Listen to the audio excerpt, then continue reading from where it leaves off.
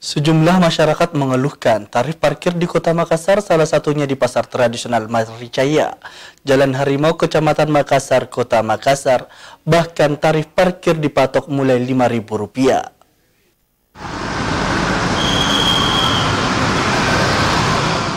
Inilah penampakan suasana perparkiran di salah satu pasar tradisional Maricaya di Jalan Harimau, Kecamatan Makassar, Kota Makassar, Selasa siang. Di pasar inilah banyak masyarakat mengeluhkan tarif parkir yang dinilai sangat membebankan dengan potongan tarif mulai Rp5.000 per kendaraan. Namun biaya parkir di pasar ini sudah sesuai yang tertera di tiket parkir dari PD Parkir Makassar, yakni untuk mobil dibebankan Rp5.000, sedangkan untuk motor Rp3.000 sejak tahun 2023 lalu. Tak hanya itu, juru parkir juga mendapatkan tiket sebanyak 3 bal yang isinya 100 lembar per balnya, diberikan setiap 1 kali seminggu oleh PD Parkir Makassar.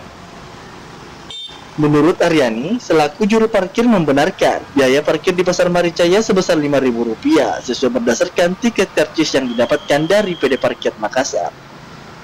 Memang parkir yang di pasar sini, tiket dari parkir memang jasa Rp5.000 itu mobil, sedangkan motor Rp3.000. Ya, itu sejak kapan itu?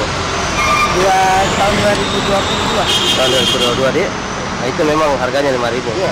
Nah, terus dari itu Bu, dari Rp5.000 ini memang dari PD Parkir langsung deh? Langsung PD Parkir.